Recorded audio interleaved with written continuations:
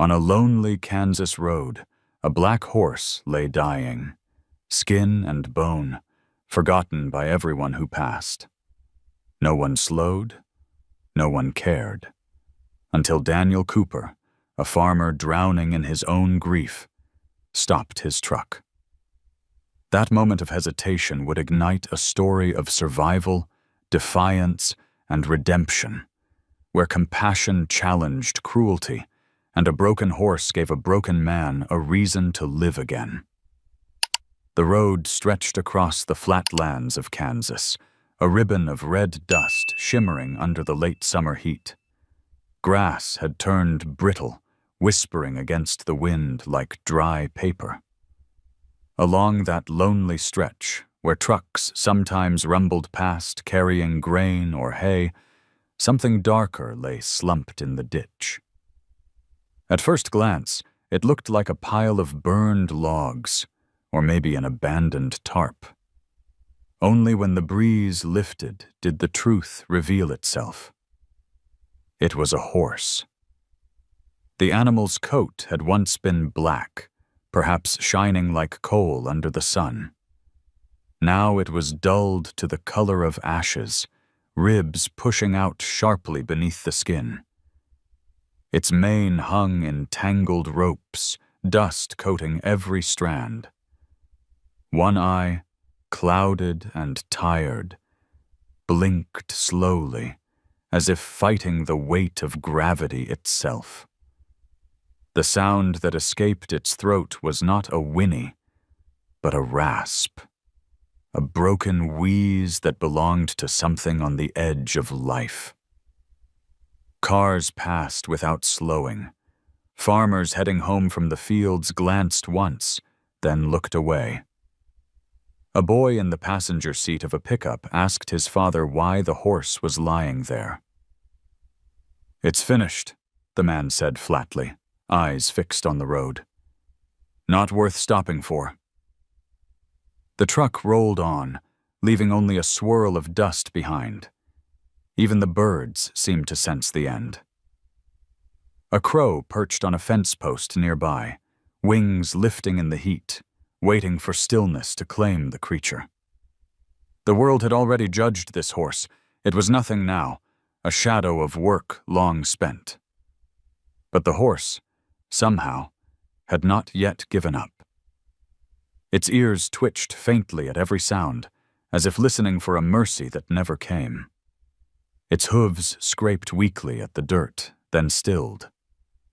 It lay there in the ditch like a discarded piece of history, forgotten by everyone who passed.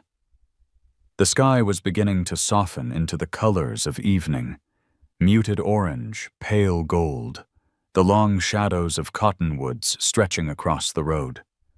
Light struck the horse's body in slanted lines, marking each rib like the bars of a cage.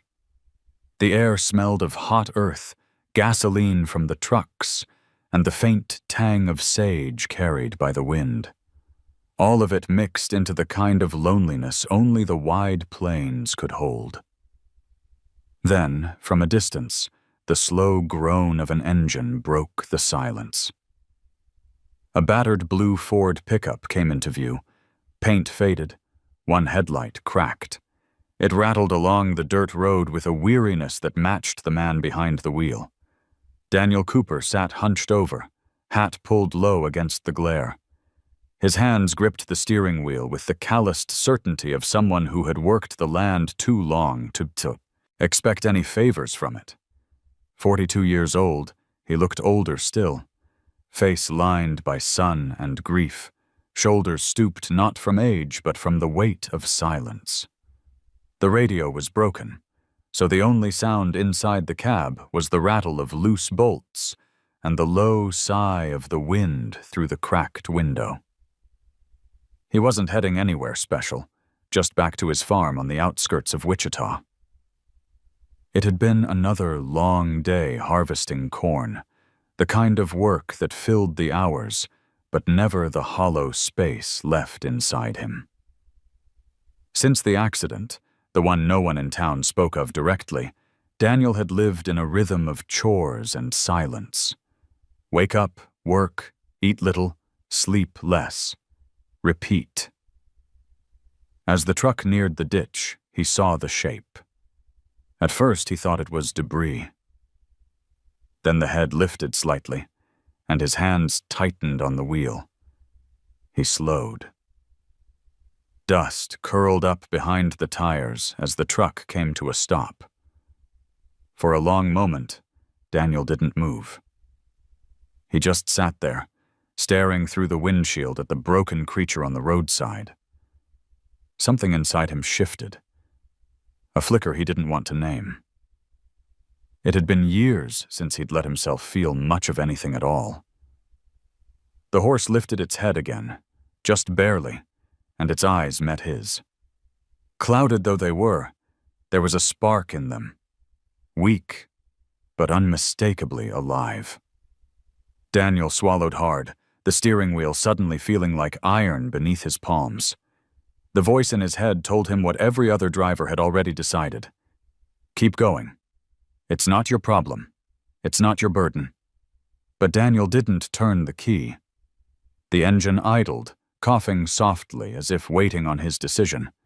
He rubbed a thumb over the crack in the steering wheel, staring at the ditch.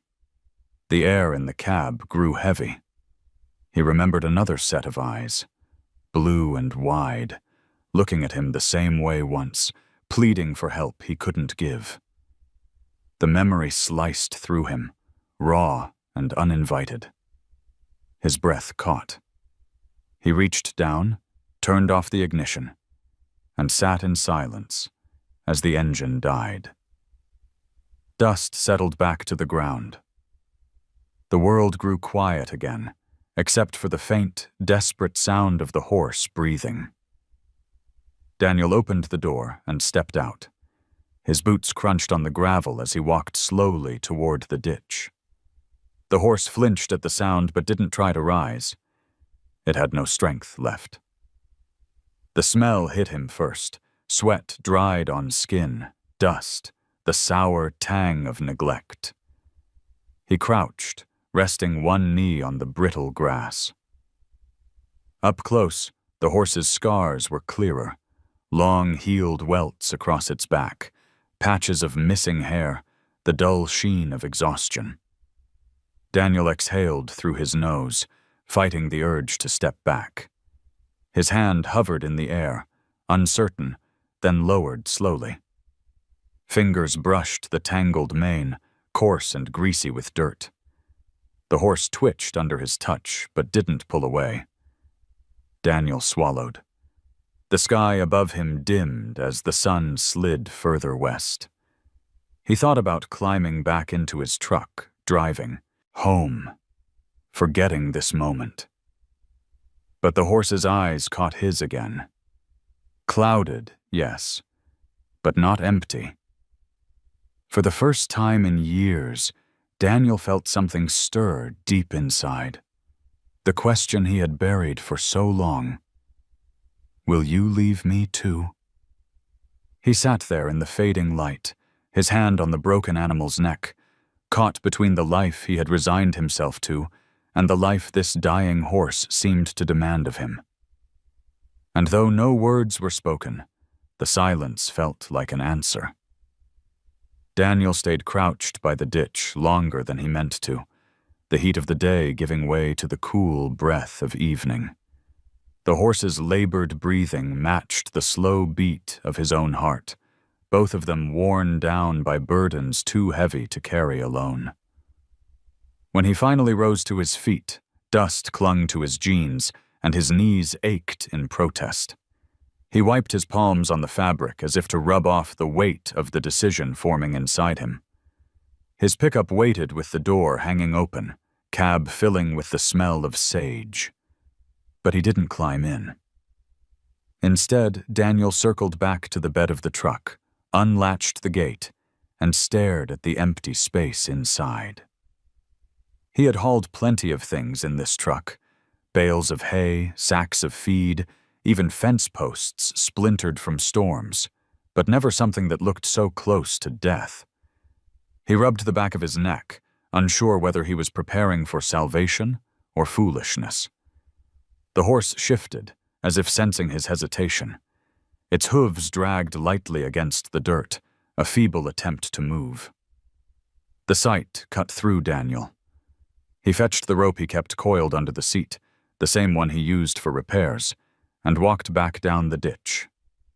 "Easy now," he murmured, though his voice sounded strange to his own ears, rusty from disuse. He hadn't spoken softly to anything in years. It took time, patience, and more strength than he expected to coax the horse toward the truck. Twice it stumbled, nearly collapsing, and Daniel braced his shoulder under its gaunt neck to keep it steady. Sweat dampened his shirt, the strain burning his muscles. By the time he guided the animal up the ramp, he fashioned from 2 old planks. His chest heaved like he'd plowed an entire field by hand. When the horse finally lay down in the truck bed, exhausted, Daniel tied the rope loosely, not as a restraint, but as a promise.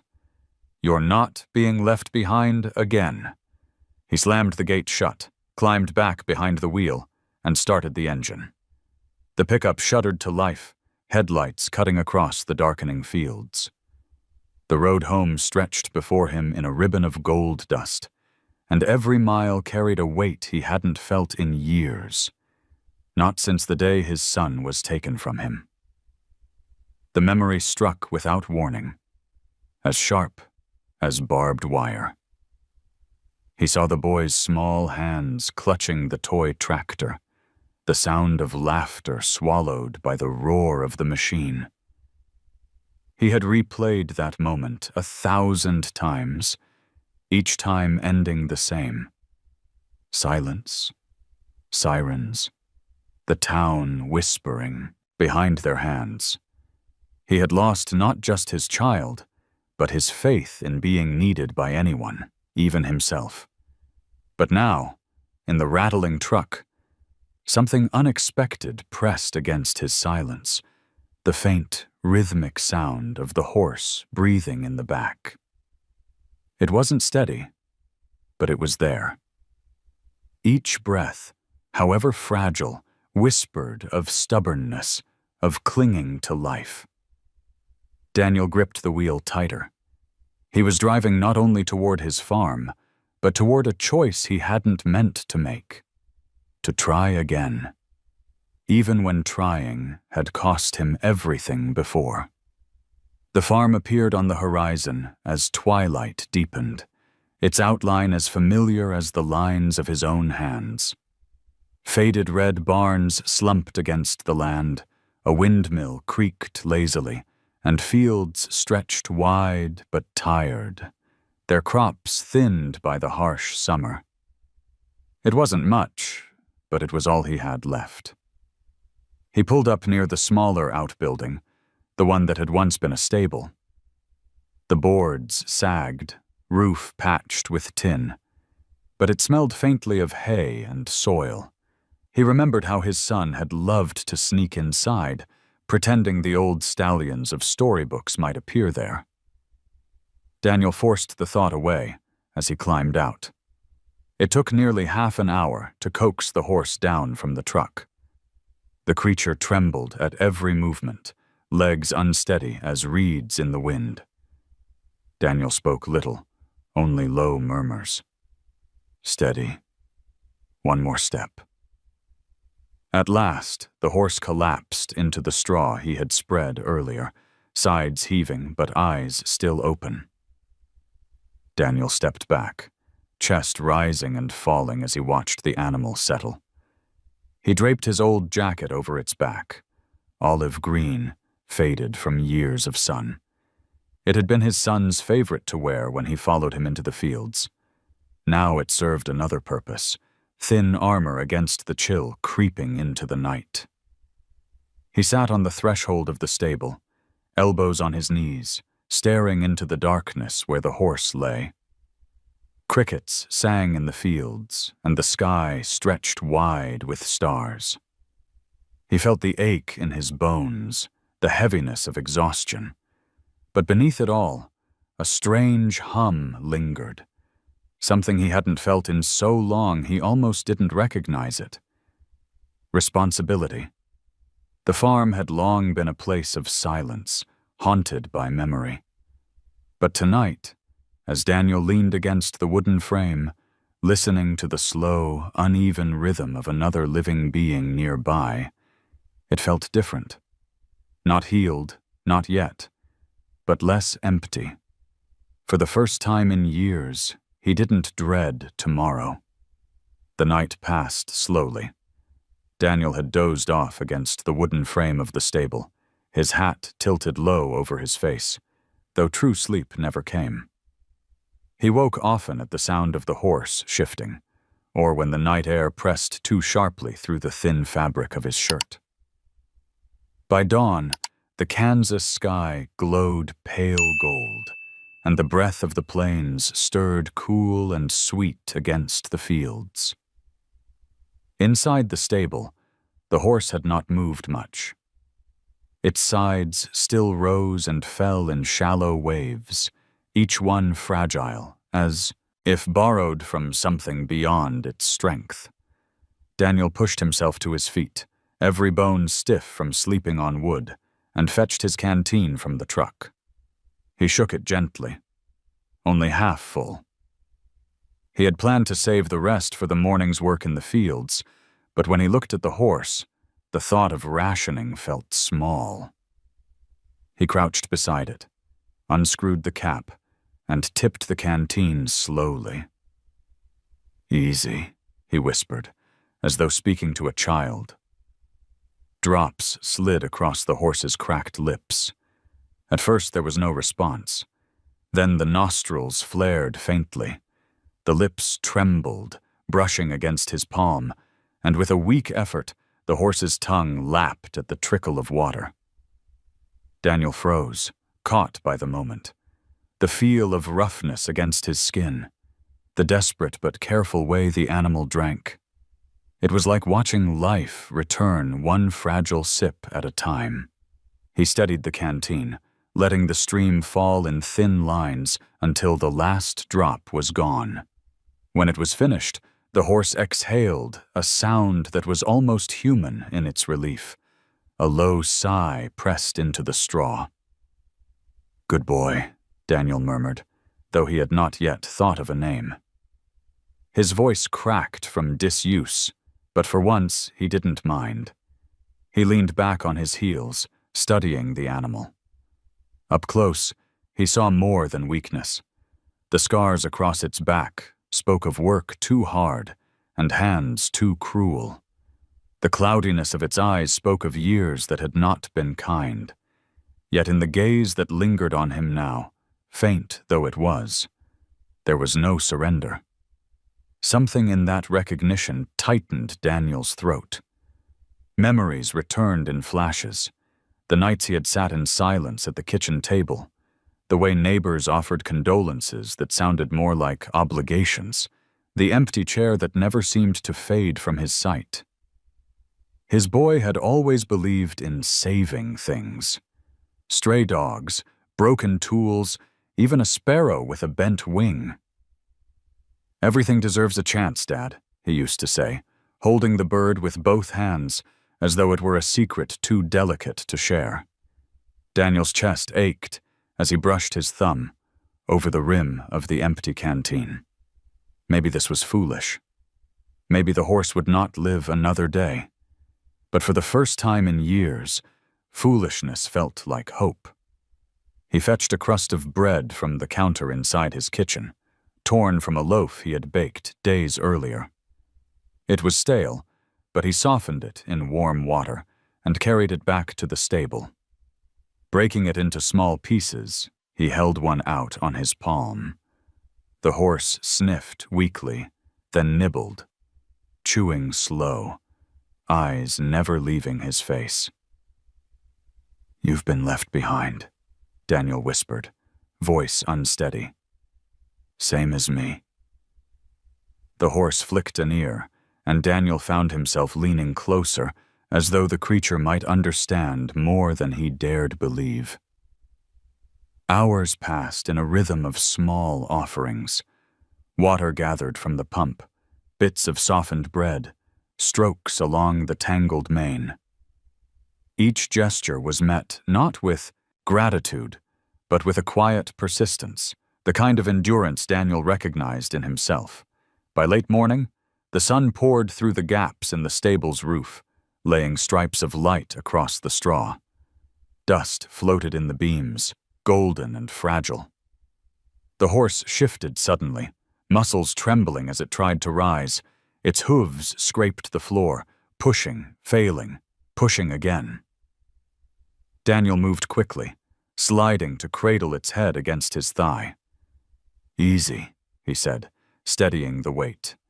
"Not yet." One step at a time, the horse's chest heaved, breath rattling like an old machine refusing to quit. Then, with a final effort, it lifted halfway to its knees before collapsing again. The dust rose around them, catching in the sun. Daniel stroked the animal's neck, feeling the weak pulse beneath. "You're still here," he murmured. "That's enough." Outside, the world carried on. A neighbor's tractor rumbled faintly across the distance.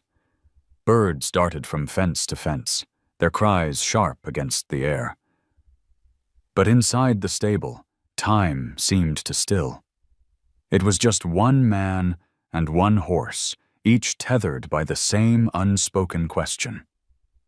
What comes after survival? Daniel didn't know the answer.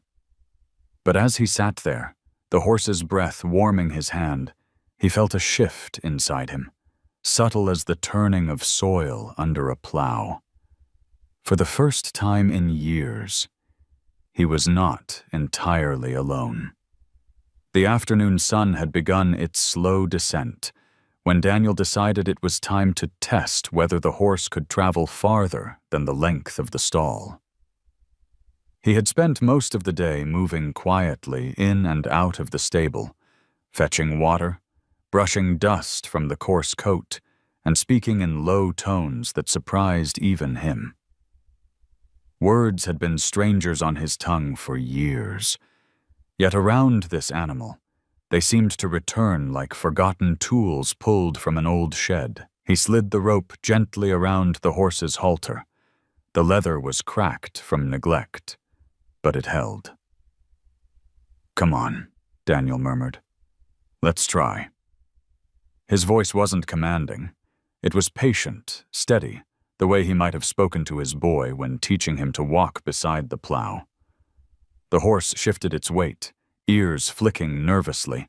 Its legs trembled as it braced to rise. Daniel steadied the movement with his shoulder pressed firm against its side. With a grunt, the animal forced itself upright, wobbling, swaying dangerously before finding balance.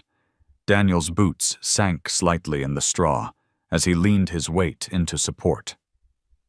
Together, they stepped out into the fading light. The farm spread wide before them, fields stretching golden and brittle, fences leaning from seasons of storms, the distant windmill slicing the sky with its slow spin. The sight was both familiar and changed. For years, Daniel had looked at this land and seen only emptiness.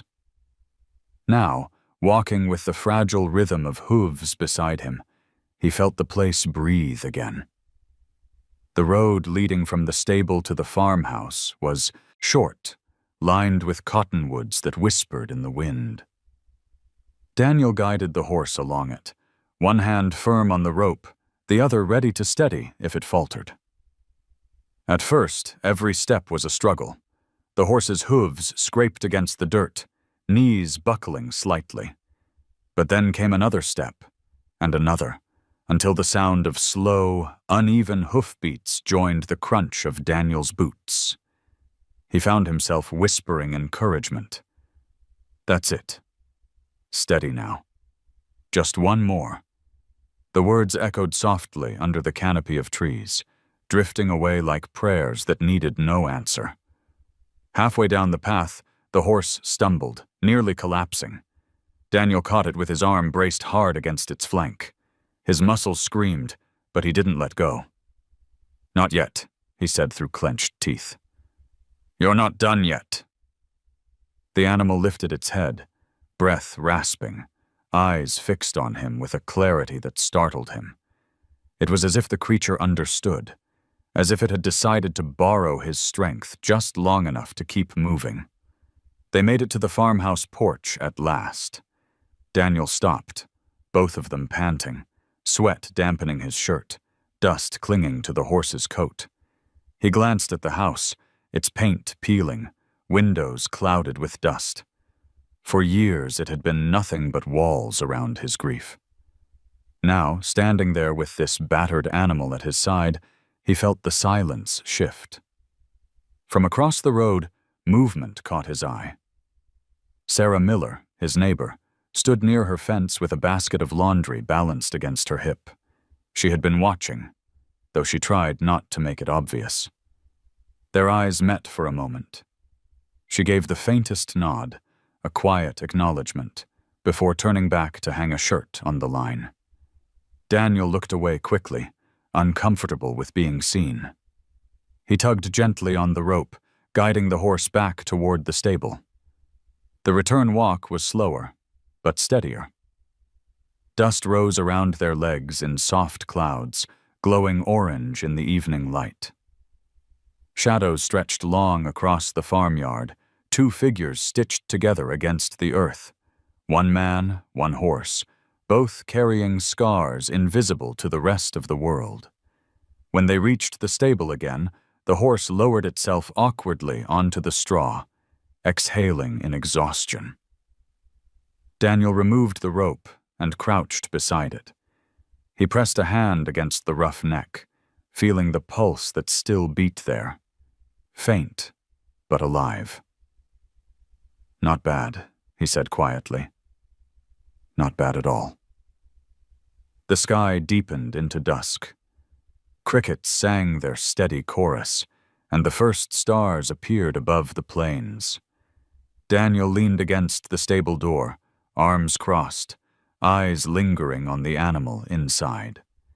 He knew the road ahead would be long, full of nights like this one. Tending, waiting, wondering if it was worth it.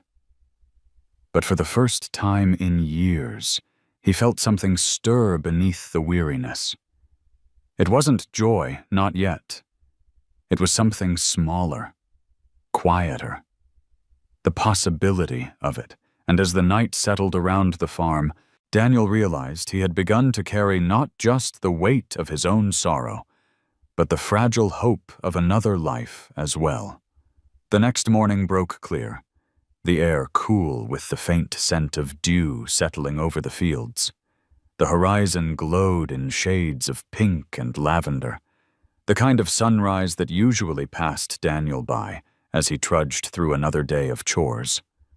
But today, he stood outside the stable, pausing longer than usual, as if waiting for a signal that hadn't yet come. Inside, the horse stirred. The sound was faint at first, the shuffle of hooves against straw, the rustle of breath pushing through tired lungs. Daniel pushed open the door, light spilling across the dim space. The sight met him like an ache and a promise. The horse was still alive.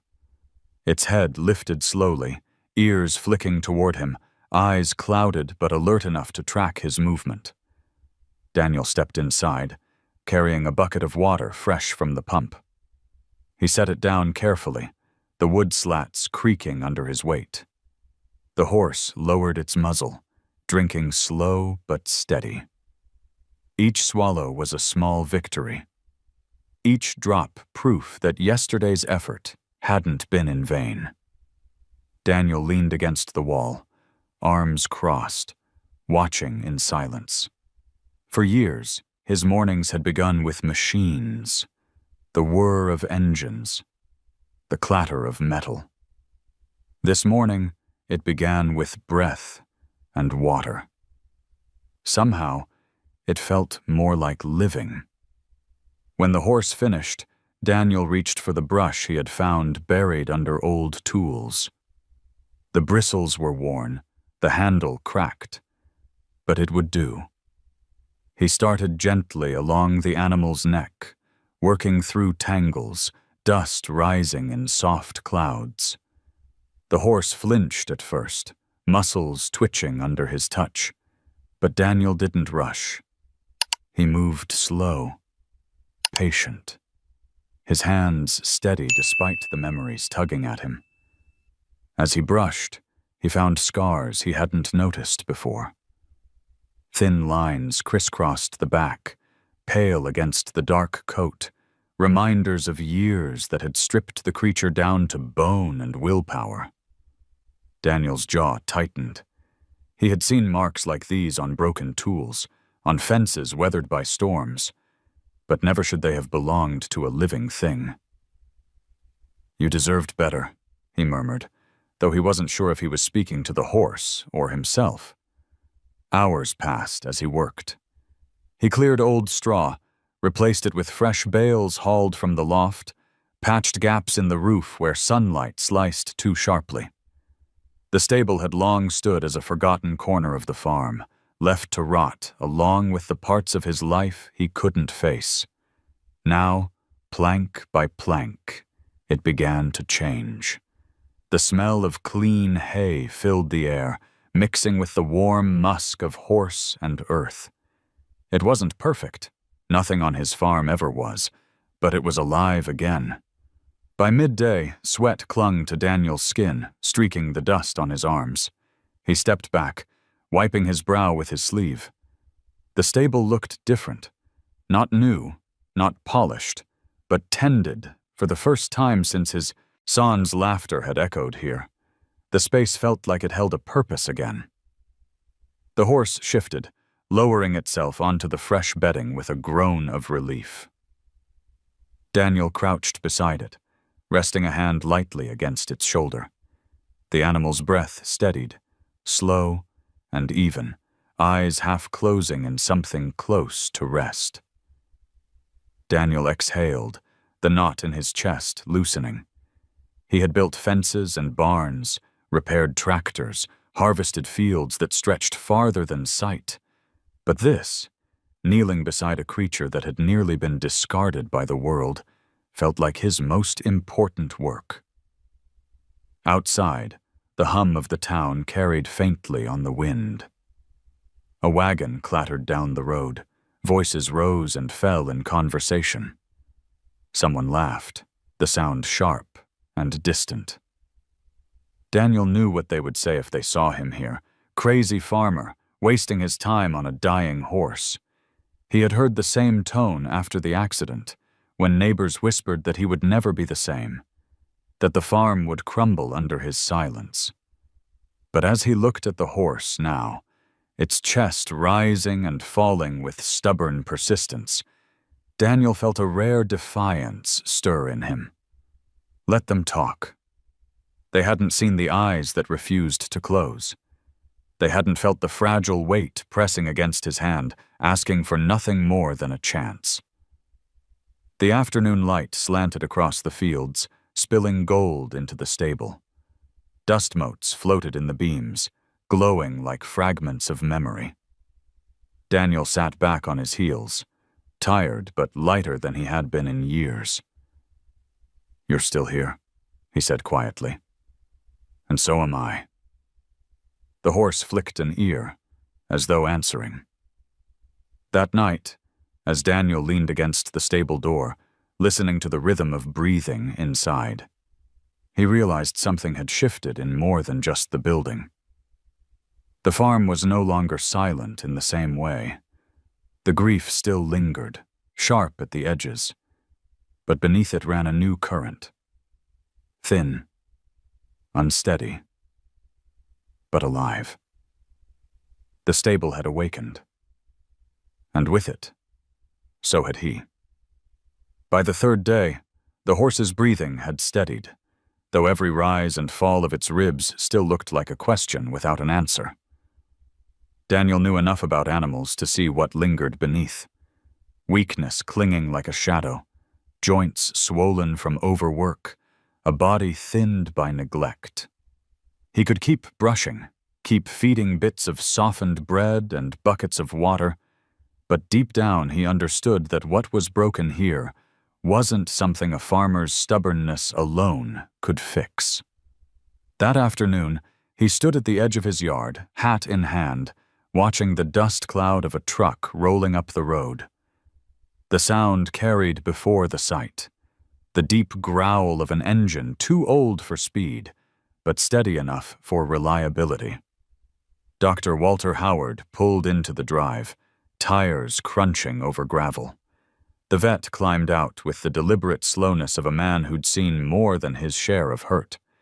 His hair was silver at the temples, his shirt sleeves rolled high, and his leather bag swung at his side with the weight of 100 visits just like this. He nodded once at Daniel, eyes narrowing toward the stable. "You said it was bad," Howard muttered, voice low. "Let's see." Daniel led him inside.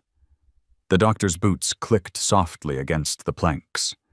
The horse lay in the straw, lifting its head faintly as they approached.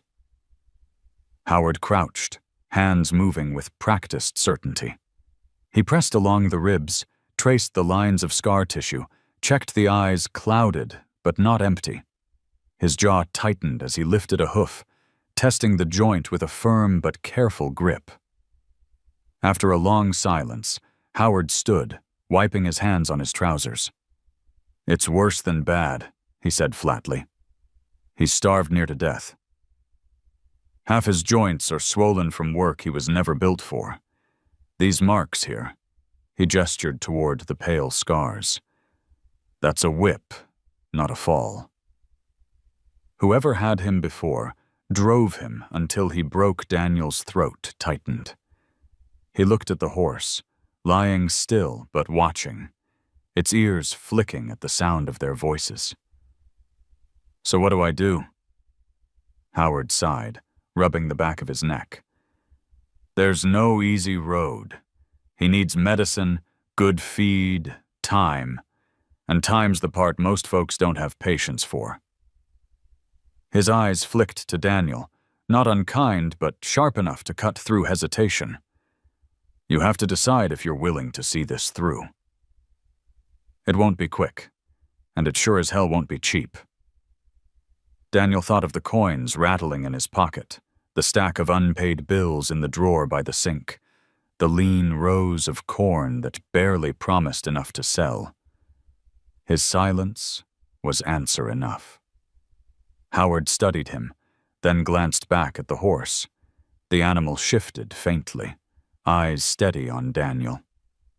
Something passed between man and beast in that look, something the doctor didn't miss. "You know," Howard said more gently, "most people would have kept driving. Would have said it wasn't their problem. But you stopped. That counts for something." Daniel pressed his lips together, his hand brushing along the horse's mane. "I couldn't leave him." The vet gave a short nod, then bent to his bag. He pulled out bottles, a syringe, jars that smelled sharp with iodine. "I'll start him on fluids, give something for the pain. Ointment for the sores, if you can manage to apply it regularly. But this is just the first step. You'll need to work like hell to keep him alive." Daniel held the horse's head steady as the needle slid into skin. The animal flinched, muscles tightening, but its eyes never left Daniel's face. Daniel murmured softly, words that weren't so much comfort as a promise. "I've got you. I'm here." When the injection was done, the horse sagged back into the straw, trembling but calmer. Howard packed his bag with slow precision, then straightened. "I won't lie to you. If he makes it, it'll be because you didn't quit when it looked hopeless. But I'll help where I can." Daniel nodded once, unable to speak past the tightness in his chest. The doctor paused at the door, turning back. "You give him another chance," he said. "Might be you're giving yourself one too." When the truck rumbled away, Daniel stood alone again in the stable, the weight of the words hanging heavy. He sank onto the straw beside the horse, fingers threading gently through its mane. The animal exhaled, warm breath brushing against his arm. It wasn't a miracle. It wasn't salvation. But it was a start. And for Daniel, that was enough to keep going. The following evenings unfolded with the rhythm of quiet labor. Daniel rose at dawn, tended the fields, then returned to the stable with the steadiness of someone who no longer moved only for himself.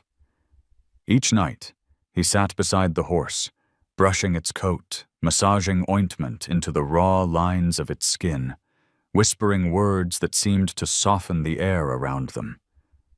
The routine was slow, unremarkable to anyone else, but to Daniel it was the first time since the accident that his days carried more than emptiness. Sarah Miller noticed. From her porch across the road, she could see the glow of the lantern inside the stable long after the sun had dipped behind the cottonwoods. She would be hanging laundry or shelling beans when her gaze drifted to that light, steady as a heartbeat. In the quiet of her widowhood, she had learned to watch the world without expecting much from it. But the sight of Daniel moving in and out of that forgotten building stirred something, curiosity at first, then a quiet pull she couldn't name.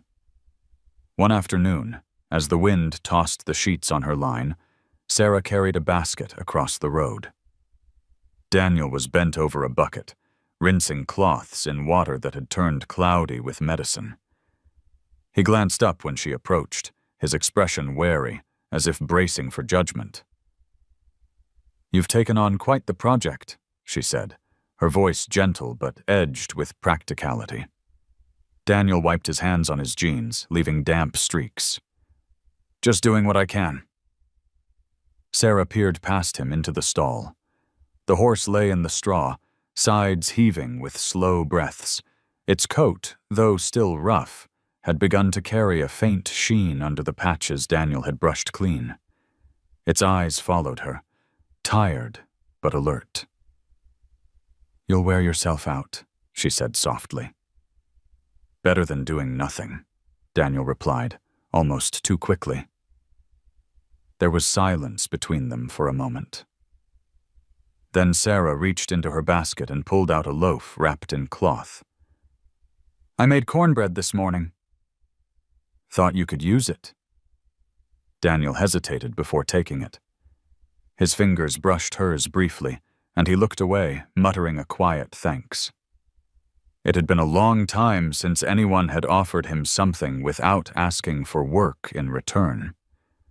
Sarah lingered, studying him. His shoulders were broad but bent, his eyes shadowed by years of silence. Yet when he turned back, toward the horse, there was a gentleness in his movements she had never noticed before. "You know," she said, her tone thoughtful, "most men would have left that animal where they found it." Not many would bring it home. Daniel didn't answer right away. He rested his hand on the horse's neck, thumb brushing through the tangled mane. "I've left enough behind," he said finally, the words heavy with more than their surface meaning. Sarah didn't press. She only nodded, then stepped back toward the fence. As she walked away, Daniel watched her go, unsettled by how easily she seemed to see through him. That night, as he sat outside the stable with the cornbread beside him, he thought about the way Sarah had spoken. Not with pity, not with mockery, but with a kind of plain respect. It unsettled him almost as much as the bond forming with the horse. For years, he had hidden behind silence, letting the town decide what it thought of him. Now, with one neighbor's glance, he felt the walls shift. Inside, the horse stirred. It lifted its head, ears flicking toward the sound of crickets in the yard, then toward Daniel's voice as he murmured, "Easy now. You're not alone." The animal exhaled, settling again. Daniel leaned against the doorframe, breaking a piece of cornbread in his hands. For the first time in years, he felt the faint hum of community pressing against the edges of his solitude. Not the gossip of the town, but the quiet recognition of someone who had also known loss. The lantern light flickered, throwing shadows across the stable walls. Daniel chewed in silence, his gaze drifting between the horse and the neighbor's house across the road, where a single lamp burned against the darkness. Something had shifted again, not as sharp as grief, not as sudden as discovery, but steady, like roots finding purchase in soil that had been left barren too long. And though he would not have said it aloud, Daniel felt it. The farm was no longer just his to endure. For the first time, it felt like a place where healing might take root. For days, Daniel moved through a rhythm that was beginning to feel almost like purpose. Morning in the fields, evening in the stable, nights leaning against the doorway with the lantern light at his back. The horse was still weak, but something in its posture had changed. It no longer lay like a body waiting for the end. Instead, it lifted its head when Daniel approached, ears twitching at the sound of his boots. That flicker of recognition carried more weight than any medicine. On the fourth evening after Dr. Howard's visit, Daniel sat on a bale of hay, elbows resting on his knees, watching the horse chew slowly at softened oats. The sound was steady, almost calming, like rain on a tin roof. He found himself speaking into the quiet, his voice low, meant for no one, and yet heard by both of them. "You need a name," he said. The word startled him. It had been years since he'd named anything. Livestock, tools, even the new tractor parts he bought came without the small ritual he used to share with his boy. Names were too personal, too binding. But now, watching this creature stand shaky but determined under the glow of the lantern, Daniel felt the urge to call it something more than the horse. He studied the animal, the way its black coat caught the light in dull, uneven patches, the scars that mapped its body like forgotten roads. In the half-dark, its form looked less like a living beast and more like a shadow stitched to the earth, refusing to lift. "Shadow," Daniel murmured. The horse raised its head, ears flicking at the sound. Its gaze met his, clouded but intent, as though the name had reached a place deeper than words. Daniel felt his throat tighten. He tried again, firmer this time. "Shadow."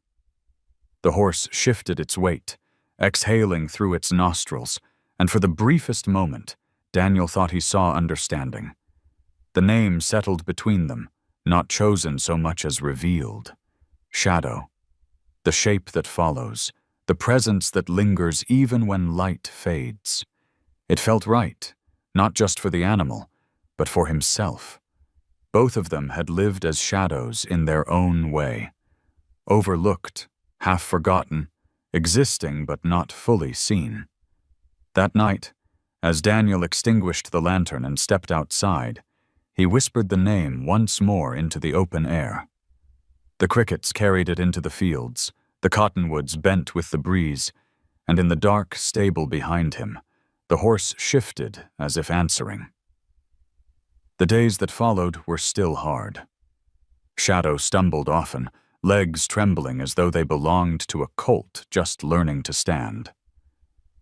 Daniel coaxed him through each step, steadying his weight with a patience that surprised him. He had never been known for patience before. He'd been the man who worked harder, pushed faster, demanded more from soil and machine alike. But with Shadow, he found himself slowing, learning the rhythm of recovery. Neighbors whispered when they saw him. At the feed store, a man shook his head. "That horse won't last a month," he muttered loud enough for Daniel to hear. Another smirked. Guess he's found a new way to waste time. Daniel didn't answer. He had stopped answering years ago, when the town's pity turned into avoidance. But this time, their words didn't burrow under his skin. Each night, Shadow still lifted his head when Daniel came near, and that was enough. Sarah noticed, too.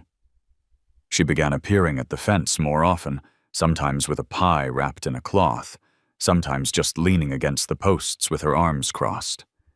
She never lingered long, but she always looked toward the stable, her eyes narrowing with something like approval.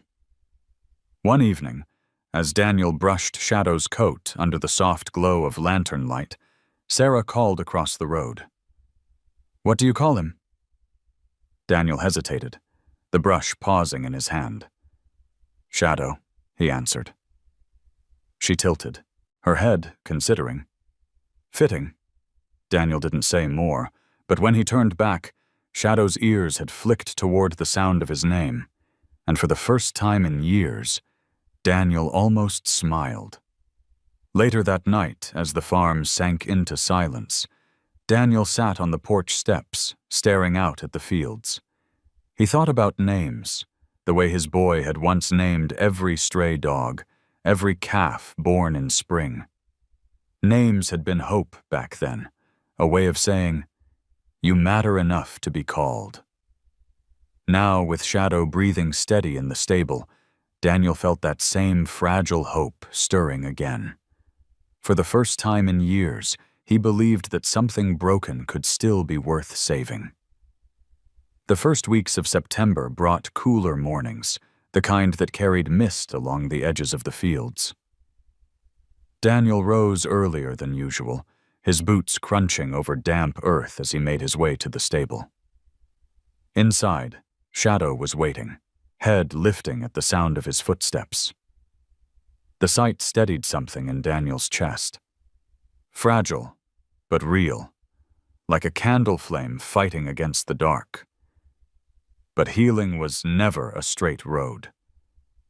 That afternoon, while Daniel spread fresh straw, Shadow stumbled trying to stand. His knees buckled sharply, his whole body crashing down into the bedding. The sound struck Daniel like a hammer blow. He dropped the pitchfork and rushed forward, kneeling in the dust. "Easy, boy. Easy," he whispered, but his voice shook.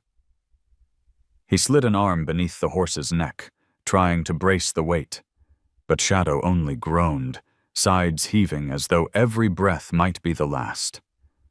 The moment cracked something open in Daniel. His throat burned, and before he could stop himself, words tore out, raw and jagged. "Why did I even try?" "Why?" His hands trembled against the animal's skin. "I couldn't save him. I couldn't save my boy, and now I can't save you either." The confession echoed in the stable, heavy and unyielding. For years, Daniel had locked those words inside, burying them beneath chores and silence. But now, crouched in the straw beside a creature too weak to rise, the dam broke. His shoulders shook as grief poured out. The accident, the sirens, the way the town's pity turned into distance. He pressed his forehead against Shadow's coarse mane, his voice a hoarse whisper. "I failed him. I'll fail you too." Shadow shifted faintly, breath ragged, eyes cloudy. Then, with a trembling effort, he lifted his head, pressing it against Daniel's shoulder. It wasn't strength, not really. It was something else. An insistence on connection, even in weakness. Daniel froze, tears cutting through the dust on his face. The pressure of that weight against him felt like more than survival. It felt like forgiveness. He wrapped an arm around the horse's neck, clutching tight. "Not you," he whispered, his voice breaking. "Not this time." Outside, the sky had darkened with the build of a late summer storm. Thunder rolled low across the plains, rattling the windows of the farmhouse. The smell of rain seeped into the air. Daniel sat there long after Shadow's breathing steadied, the storm pressing closer, his body aching from both exhaustion and release. By evening, the rain broke. Sheets of water hammered the roof of the stable, dripping through cracks Daniel hadn't yet patched. He stayed inside, sitting on the floor with his back against the wall, Shadow lying close enough that his warmth seeped into Daniel's side. Lightning split the sky, illuminating the scars on Shadow's back, the scars in Daniel's eyes. For once, neither tried to hide. The storm passed slowly, leaving the air cool and clean. Shadow dozed, head resting near Daniel's boots. Daniel leaned forward, brushing a hand through the damp mane. "You're tougher than me," he said quietly, a trace of weary admiration in his voice. When dawn returned, pale light spilling across wet fields, Shadow was still breathing, still watching. Daniel stood stiffly, every muscle sore from the night before, but his chest felt strangely lighter. He had spoken what he never thought he could. The words had not fixed anything, had not brought his boy back, but they had broken the silence that had strangled him for years. From that day forward, something shifted in their bond. Daniel no longer spoke only to fill the air. He spoke because he believed Shadow heard him, not with ears, but with the quiet understanding of two survivors who had seen too much and yet chosen to remain. The farm was still a place of hardship, the town still a place of gossip. But in the stable, amid the smell of hay and the echoes of storm, Daniel had found a companion strong enough to bear the weight of his truth. And Shadow, though still frail, had found a reason to rise again. The storm that had cracked open Daniel's silence was only a rehearsal for the one that arrived a week later. September in Kansas was fickle. Skies could glow soft and golden one moment, then bruise black with thunderclouds the next. That afternoon, the air felt heavy, the kind that prickled skin and whispered of something dangerous coming. The wind carried the smell of rain long before it fell. Daniel was mending a section of fence when he noticed the sudden hush. Birds vanished from the wires, the fields went strangely still. He glanced toward the horizon and saw the wall of clouds rolling fast, the color of slate. By the time he reached the stable, the first drops were already splattering the dust, darkening it to patches of mud. Shadow stood inside, restless. His ears twitched, nostrils flaring at the scent of the storm. Daniel closed the door against the rising wind, then crouched near him, rubbing a calming hand along his neck. "We'll ride it out," he murmured. But the storm was no gentle visitor. Lightning clawed across the sky, followed by thunder that shook the boards loose in their nails. Rain hammered the roof in torrents, finding every gap, every seam Daniel hadn't yet patched. Water spilled through, soaking the straw until it squelched underfoot.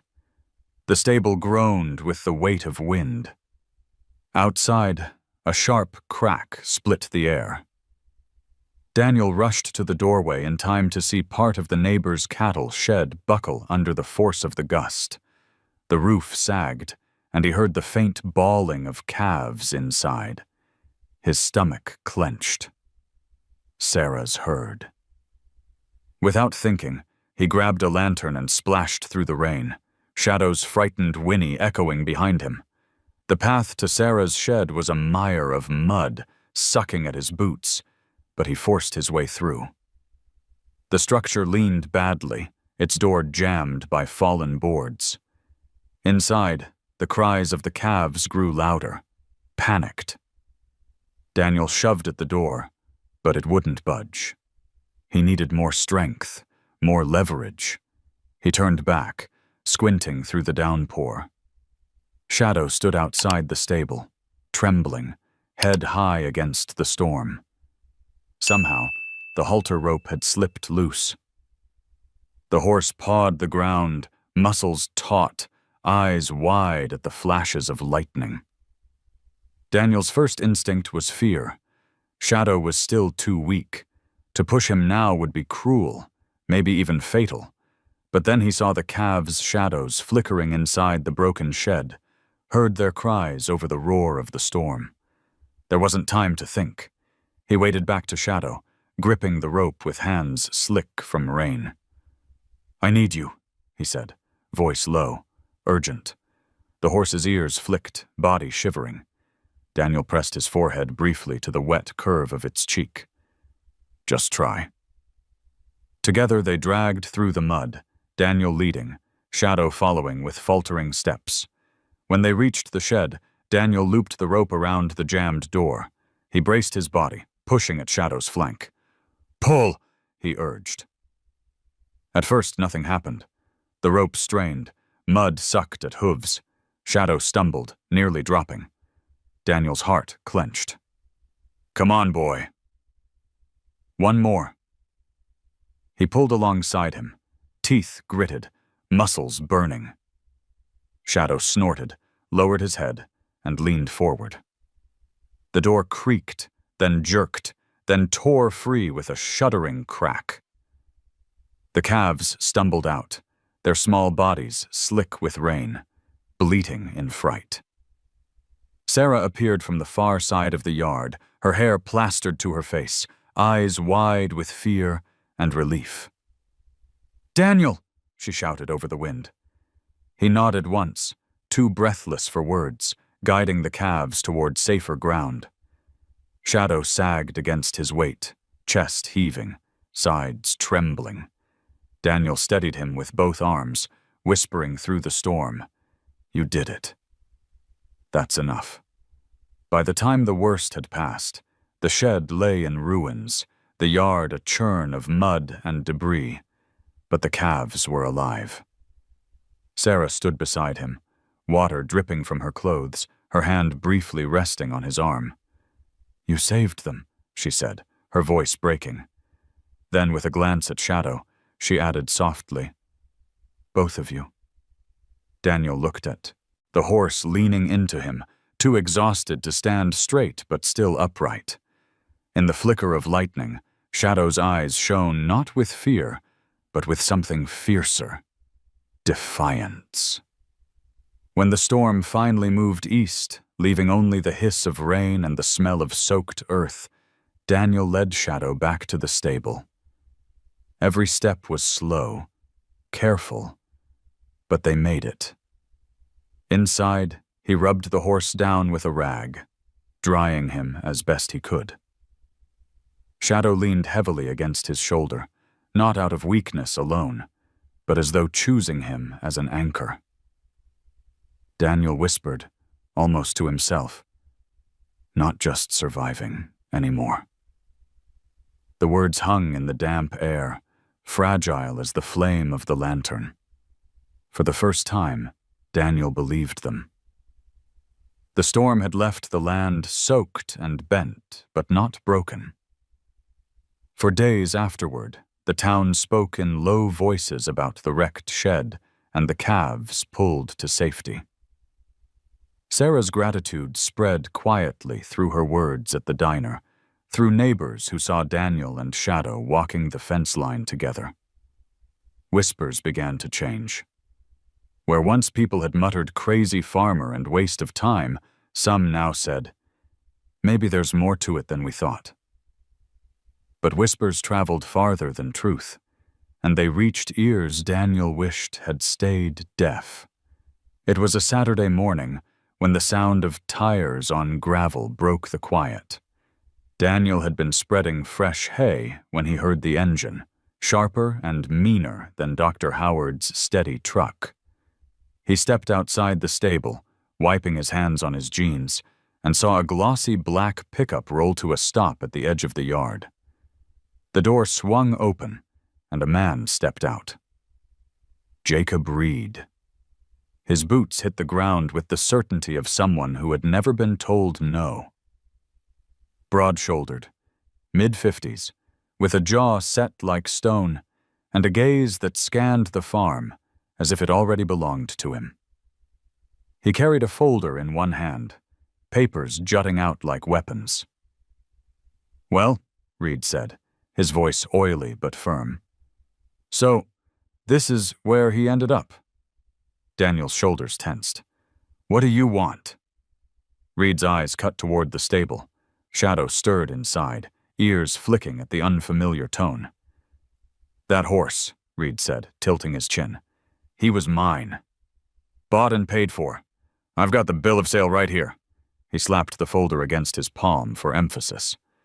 "Whatever you've been doing with him, it doesn't change a thing." "He's still my property." Daniel's jaw tightened. "You left him to die." Reed smirked. "A man's got to run his business. He couldn't keep up. Not my fault he wasn't worth the feed." His eyes narrowed. "But I hear he's proving useful again. Which means he has value. Which means he comes back with me." The words struck Daniel like fists. He stepped closer, his voice low, steady. "He's not going anywhere." The tension thickened between them, the air heavy with the echo of rain still dripping from the eaves. From across the road, Sarah appeared, drawn by the raised voices. She stopped at the fence, arms crossed, watching with sharp eyes. Reed caught the movement and raised his voice, turning so she could hear. "This isn't sentiment. This is law. Property doesn't stop being property just because a fool decides to pick it off the roadside." Shadow shifted inside the stable, nostrils flaring, body trembling at the sound of Reed's voice. The horse pressed against the back wall as though remembering something it had tried to forget. Daniel noticed, and his anger deepened. "You're not taking him," Daniel said. Reed's smile vanished. He flipped open the folder, pulling out a crumpled bill of sale, ink faded but legible. "This says otherwise." "You think some sob story is stronger than paper? Sheriff will back me up? Court'll back me up? You've got nothing." Sarah's voice carried across the yard, sharp and steady. "He's not yours anymore. Everyone knows you abandoned him." Reed's eyes snapped toward her, but Daniel stepped into his line of sight. "Get off my land," he said quietly, each word deliberate. For a long moment, Reed didn't move. Then his lips curved in something colder than a smile. "This isn't finished," he said, sliding the papers back into the folder. "You can play farmer hero all you want, but I'll come back with the law. And when I do, you'll watch me lead him away." He turned on his heel, boots grinding against the wet gravel, and climbed back into the truck. The engine roared to life, spitting mud as he drove off, leaving the air thick with exhaust and threat. Daniel stood rooted, fists clenched at his sides. Inside the stable, Shadow whinnied, a sharp, broken sound that cut through him. He turned quickly, stepping inside to find the horse pressed against the wall, body quaking. Daniel placed a steady hand on its neck, murmuring low. "He's gone. You're safe. You're not going back." Sarah's voice drifted from the fence. "He'll make good on it, you know. Men like him don't bluff." Daniel stroked Shadow's mane, his jaw set. "Then we'll fight. However we have to." The stable was quiet, except for the sound of rainwater dripping from the roof, the horse's uneven breath, and the pounding certainty in Daniel's chest. The fight wasn't just for Shadow anymore. It was for both of them. Against the weight of law, against the cruelty of men who saw life only in terms of worth. Against the silence that had once swallowed Daniel whole. And as he stood there, Shadow trembling under his hand, Daniel realized he wasn't afraid of the fight. Not anymore. The following week brought no peace. Daniel carried on with his chores, but each sound of an approaching engine set his shoulders rigid. Shadow had grown steadier since the storm, though his body still bore every mile of his suffering. Yet when the horse lifted his head to meet Daniel's gaze, there was trust there, the kind that could not be measured in paper or law. But Jacob Reed's visit had left a shadow over the farm heavier than the horse's namesake. And it didn't take long for that shadow to stretch across the whole town. It began in the diner. Sarah overheard it first while pouring coffee at a back table. Two men bent over their mugs, voices pitched low but sharp. "Law's law," one said, stirring sugar. "If Reed's got papers, that horse is his." The other shook his head. "You didn't see the storm. That animal pulled down a door, sit calves. Doesn't sound like Reed's horse anymore." By the next morning, the debate spilled into the feed store. Farmers lingered longer than usual, leaning on sacks of seed while trading arguments. "If we start tossing out ownership just because someone feels bad," a rancher grumbled, "what's to stop anyone from claiming what isn't theirs?"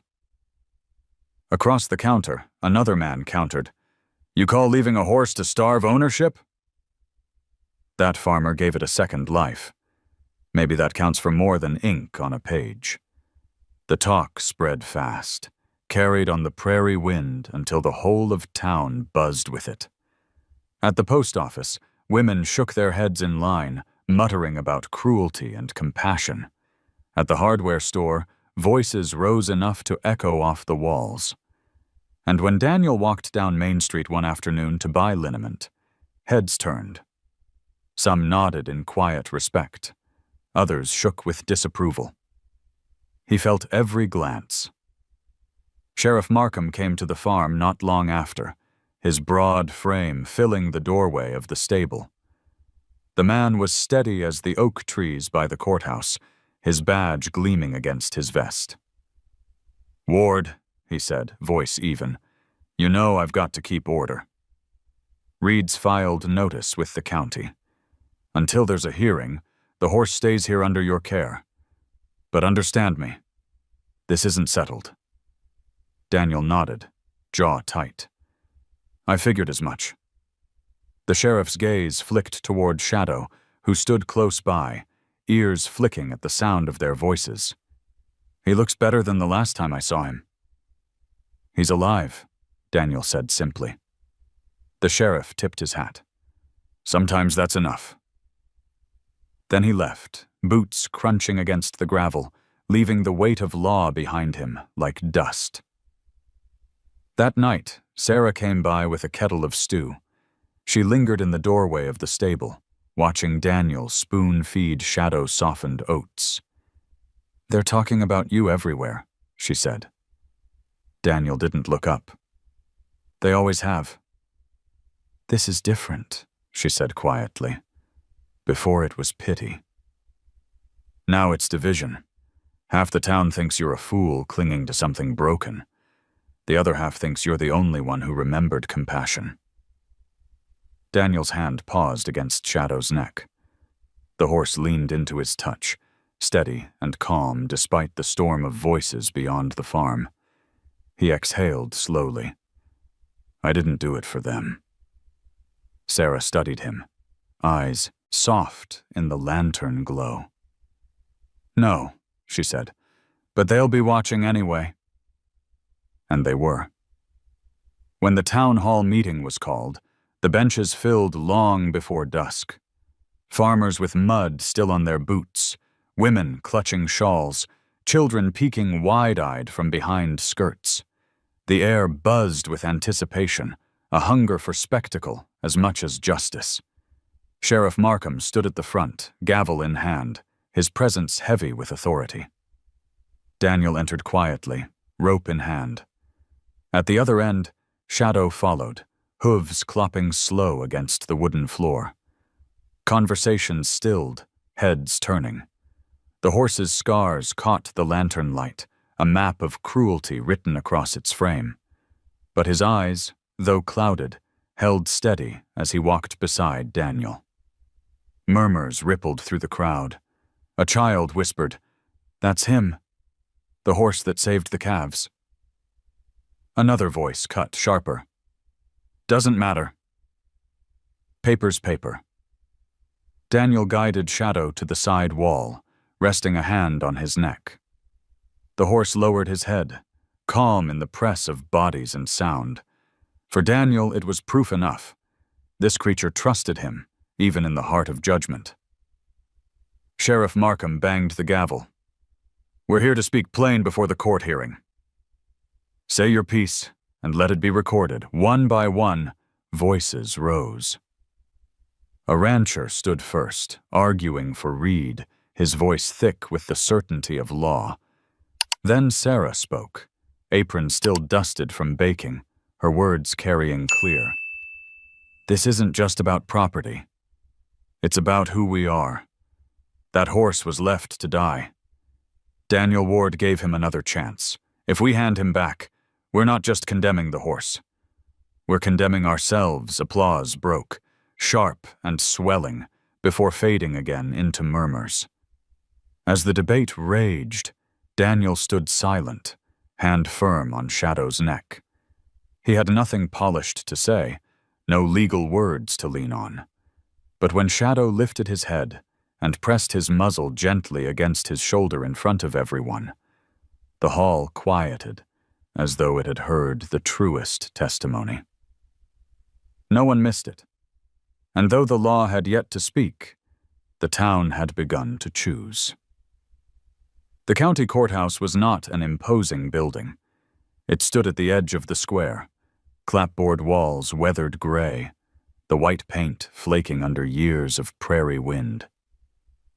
Yet that morning, it seemed to hold the gravity of a cathedral.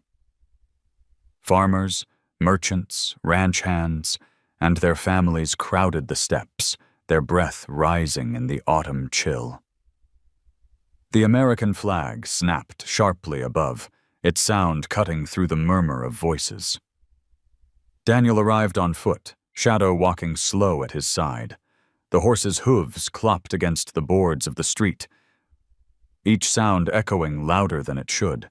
People parted as they passed, some with eyes full of quiet respect, others with the guarded suspicion of those who had already chosen Reed's side. Daniel kept his gaze low, one hand firm on the rope, the other resting briefly on Shadow's neck whenever the horse faltered. Inside, the courtroom was already packed. Wooden benches groaned under the weight of bodies, lanterns hanging from iron hooks casting long shadows across the paneled walls. Sheriff Markham stood near the front, arms folded, his eyes steady as Daniel entered. Sarah sat in the front row, her hands clasped tightly in her lap. Dr. Howard was beside her, his leather bag resting at his feet, spectacles catching the light. At the opposite table sat Jacob Reed, his posture straight, his black coat gleaming as though polished just for this day.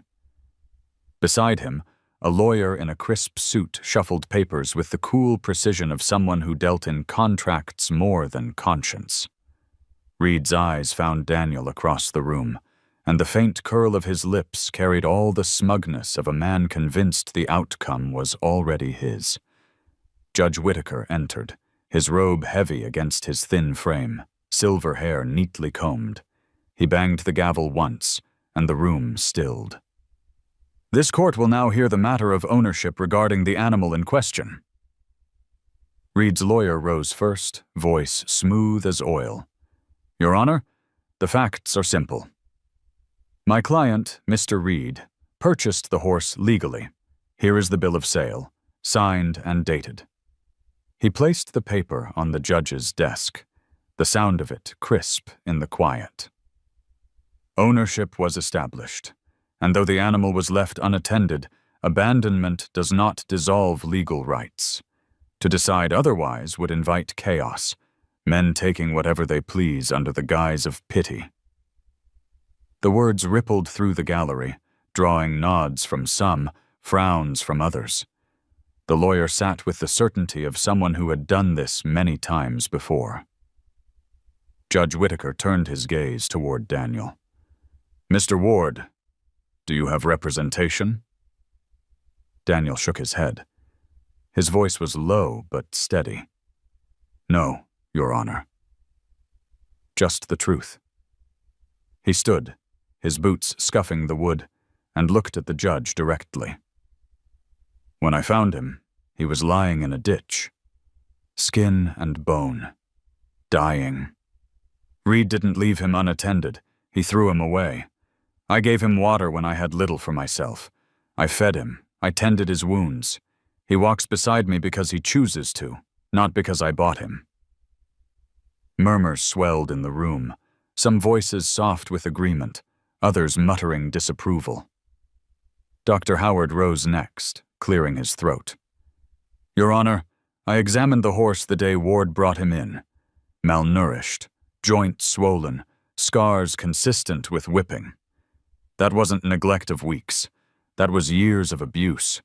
If he'd been left where Reed abandoned him, he'd be dead. If he's alive now, it's because Ward worked night and day to keep him that way." He sat again, adjusting his spectacles, his words hanging heavy in the silence. From the front row, Sarah stood, her voice clear despite the tremor in her hands. "I saw it too. That horse was covered in Daniel's jacket the first night while he slept outside, on the porch. He gave up his own comfort for him. That isn't theft. That's compassion." Applause broke from the benches, quick and sharp, until the judge rapped his gavel. "Order!" The sound settled the room, but the current of emotion remained. Reed rose to his feet, slamming his palm against the table. "Compassion doesn't pay bills. Property is property. I won't be robbed by a fool farmer too sentimental to know when to quit." Shadow startled at the harsh tone, ears pinning back, body trembling. Daniel stepped closer, resting a calming hand against his neck. The horse pressed into him, seeking steadiness. The moment silenced the room more effectively than any gavel. Judge Whitaker leaned forward, his gaze sharp. "Bring the animal closer." Sheriff Markham guided Shadow to the center of the room. Reed extended his hand, voice firm, commanding. "Here, boy." His tone carried the bark of ownership, sharp enough to sting. Shadow shied back, hooves scraping against the floor. His eyes rolled white, breath rasping. Then Daniel stepped forward, his voice low, steady as the ground itself. "It's all right, Shadow. Come here." The horse turned, ears flicking, and moved toward Daniel without hesitation. He pressed his head against the farmer's chest, exhaling a shudder that echoed through the quiet hall. Daniel's hand steadied against his mane, his eyes closing briefly as he whispered, "Good boy." The silence that followed was absolute. Even Reed's lawyer shifted uncomfortably, papers forgotten. Judge Whitaker cleared his throat, voice heavy. "This court will recess for deliberation." The gavel struck, but no one moved. The image lingered too strongly. A broken horse choosing not the man with papers, but the man who had given him a reason to live. And in that choice, the weight of law began to tremble. The courthouse smelled of damp wood and dust when the crowd filed back in after recess. Lanterns hissed softly, their flames shivering in the draft that slipped through cracks in the old windows. Outside, the square was packed with townsfolk who couldn't squeeze inside but refused to leave before the outcome was known. Farmers leaned on wagon rails. Children sat cross-legged on the steps, all waiting for the gavel to fall. Daniel stood by the table, hat in his hands, Shadow at his side. The horse shifted occasionally, ears flicking at the hum of voices. but his body pressed close against Daniel's as if anchored there. Across the room, Reed sat stiff and furious, his lawyer whispering urgently in his ear. The smugness had drained from his face, replaced by a tightening jaw that seemed carved from stone. Judge Whitaker re-entered, his robe heavy, his steps measured. He seated himself, cleared his throat, and let the silence stretch until it weighed like iron over the room. Finally, he spoke. This court has heard testimony from both sides. The law, as written, protects ownership established through contract and sale. That cannot be disputed, but law is not meant to exist apart from life. It is meant to protect it. The judge's eyes moved between Reed and Daniel, then lingered on Shadow. When Mr. Reed abandoned this horse, left him without food, shelter, or care, he relinquished more than responsibility. He relinquished his claim. Mr. Ward took that animal into his care, gave him food, shelter, and attention. The evidence shows not only survival, but trust built where fear once ruled. Reed's lawyer leapt to his feet. "Your Honor, abandonment does not nullify."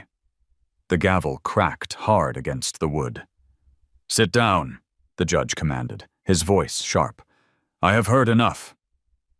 The gallery was so silent that the creak of the judge's chair echoed like thunder. He leaned forward, his words deliberate, each one carrying the weight of years on the bench. "This court rules that the gelding known as Shadow is no longer property of Mr. Reed.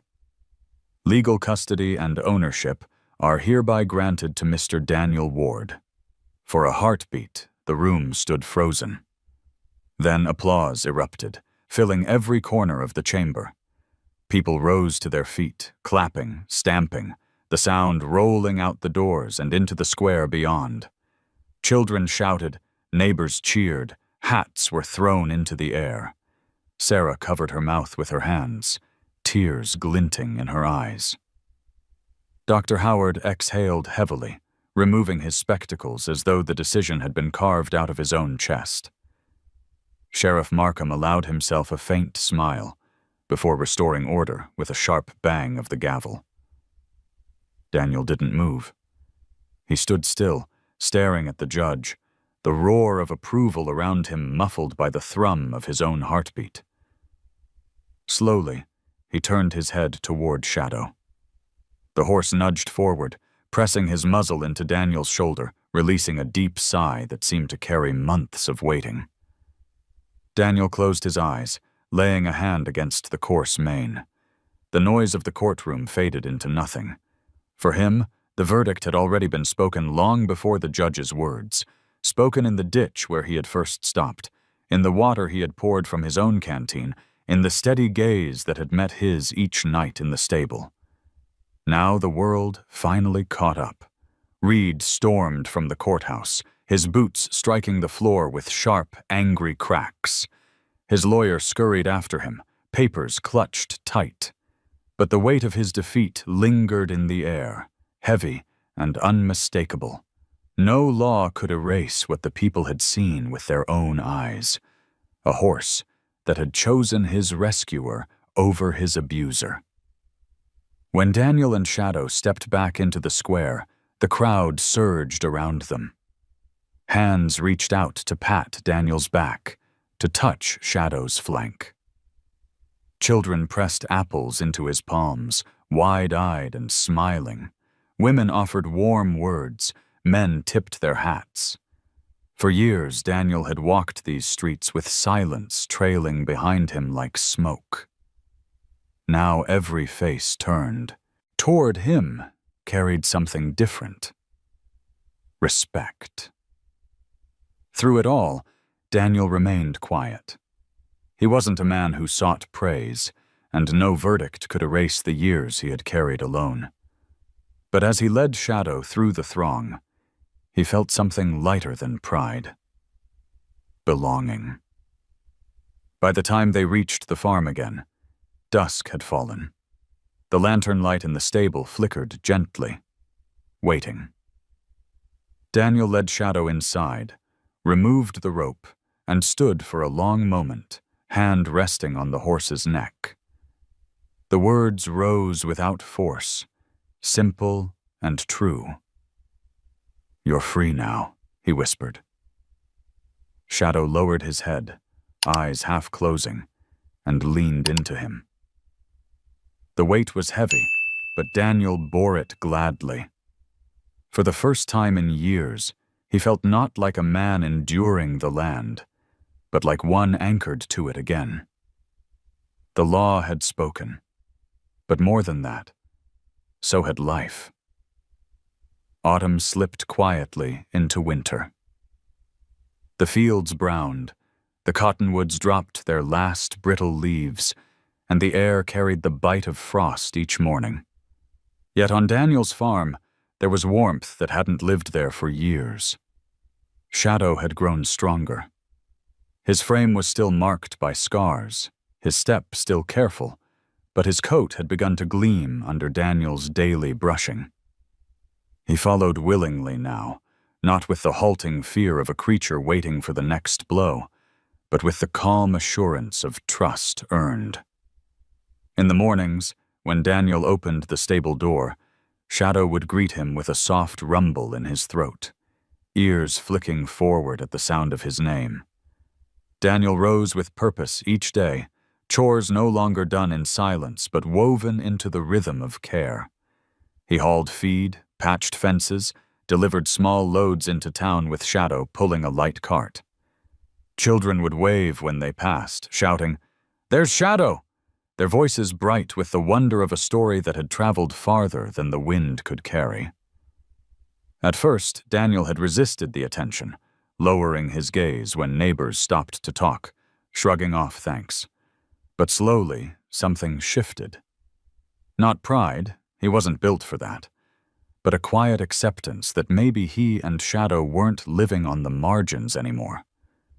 Maybe they belonged, in the simplest sense of the word. Sarah visited often now, sometimes with bread or stew, sometimes with nothing more than her presence.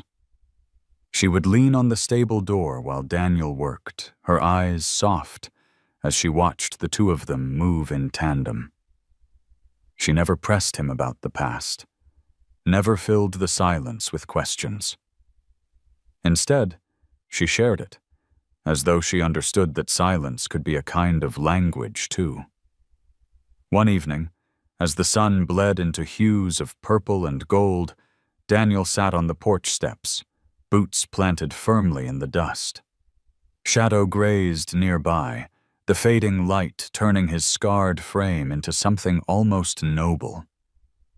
Sarah sat beside Daniel, a shawl wrapped tight against the chill. "He looks different now," she said softly. Daniel nodded, his gaze steady on the horse. "So do I." They sat in quiet for a while, watching as Shadow lifted his head toward the horizon, ears twitching at sounds too distant for human hearing.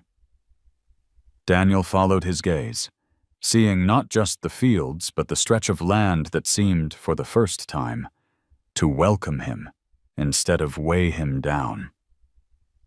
Later that night, after Sarah had gone home and the lamp in her kitchen window had gone dark, Daniel returned to the stable. Shadow stood waiting, eyes glinting in the lantern glow. Daniel rested a hand against the horse's neck, fingers threading through the coarse mane. "You're not just a horse," he whispered, the words low but certain. "You're the reason I kept walking when I didn't think I could anymore." Shadow lowered his head, pressing gently against Daniel's chest, exhaling in a warm sigh that carried both weariness and peace. The farm was quiet. No storm rattled the boards, no angry voices threatened from the road, just the steady sound of breath, the scent of hay, the soft rustle of the night. Daniel leaned into that stillness, closing his eyes. For the first time in years, the silence did not hurt. When dawn came, pale light spilled across the land, brushing frost into gold. Daniel stepped out of the farmhouse, his coat pulled tight, and saw Shadow waiting at the gate, ears pricked, ready for the day. Together they walked into the fields, their shadows stretching side by side across the frozen earth. Neither discarded, neither forgotten. Chosen by each other, and by the simple mercy of being seen. And as the horizon opened before them, quiet and endless, Daniel felt the truth settle deep in his bones. Life had given him back more than he thought possible. Not through miracles, not through law, but through the stubborn endurance of compassion. It was enough. More than enough. And so, Daniel and Shadow found not just survival, but a second chance at life. Their story reminds us that compassion can heal even the deepest wounds. If this touched your heart, let me know with a simple comment. Just type 0 or 1 below, and I'll know you were here until the very end. Don't forget to subscribe so you won't miss the next story, because every broken soul deserves a chance to be seen.